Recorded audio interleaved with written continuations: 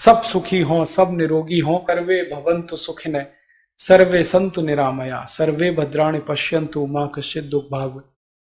भारत सरकार ने पिछले साल इसी तरह का एक आंकड़ा और दिया, वो और भी दुख देता है कि हमारे भारत देश में 40,000 बच्चे हर साल अंधे हो जाते हैं विटामिन ए की कमी से। अब 40,000 बच्चे अगर हर साल अंधे हो रहे हों विटामिन ए की कमी से, तो इसमें शायद दवा की इतनी ज़रूरत नहीं जितनी एजुकेशन की ज़रूरत है।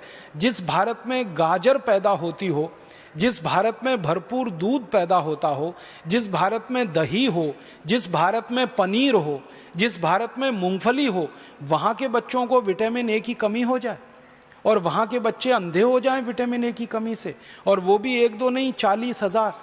और इन आंकड़ों में ध्यान यही दीजिएगा कि सरकार के पास जो रिपोर्टेड केस हैं वो ये 40,000 बच्चों के अंधे होने के हैं प्रतिवर्ष के, या 50 लाख बच्चों के डायरिया के मरने के केसेस हैं, ये रिपोर्टेड केसेस हैं।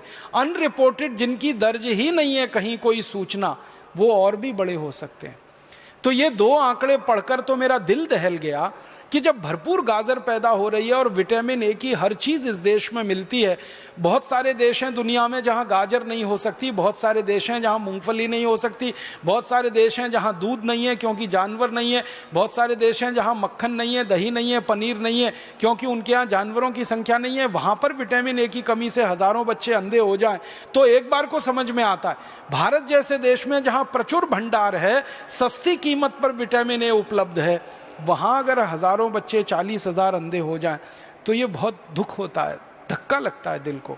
आप इसमें बहुत बड़ी भूमिका निभा सकते हैं। इस तरह की जो समस्याएं हमारे देश में हैं इनमें बहुत बड़ी भूमिका निभा सकते हैं। विटामिन सी की कमी हो जाए हमारे भारत देश में, तो आप जानते हैं कि इस देश में विटामिन सी का बहुत बड़ा स्रोत है आंवला, आसानी से उपलब्ध है, 10, 12, 15 रुपए किलो में आसानी से उपलब्ध है। जब सीज़न आता है तब आप इसको इकट्ठा करके रख सकते हैं और इसको सालों साल इस्तेमाल कर सकते हैं। अपने पतंजलि योगपीठ की तरफ से तो आंवले के कई उत्पादन हैं, लेकिन लोग चाहें तो इसको अपने घर में ही तैयार करके हमेशा के लिए रख सकते हैं। इतना बड़ा स्रोत है विटामिन सी का। अब हमारे पास प्रकृति ने दिया, भगवान ने दिया, विटामिन ए के स्रोत हैं। विटामिन B12 की तो भारत में कभी कमी नहीं हो सकती क्योंकि यहाँ के लोग जितने तरह की सब्जियाँ खाते हैं, जितने तरह के फल, मौसमी फल खाते हैं, सवाल ही नहीं उठता कि हमको विटामिन B12 कभी कमी हो जाए। ऐसे हमारे देश में प्रकृति के द्वारा जो बहुत सारे समृद्ध पदार्थ हैं, सस्ते हैं, कीमत में आसानी से उपलब्ध हैं, हर जगह होते हैं।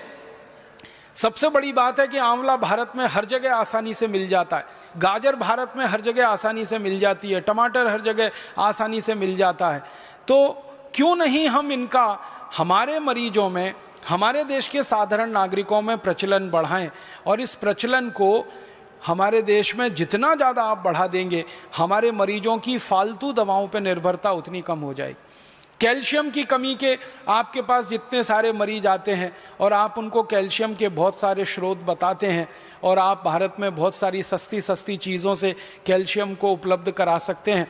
सबसे आसानी से कैल्शियम हमारे यहाँ उपलब्ध है चूने के पत्थर के रूप में, और चूने का पत्थर एक 50 पैसे का बाज़ार से खरीदो, पानी में डाल के उसको रखो तो इतना चूना बन जाता है कि साल, 2 साल, 5 साल, 10 साल हम बहुत आसानी से अपने कैल्शियम की पूरे परिवार की ज़रूरत कम कर सकते हैं।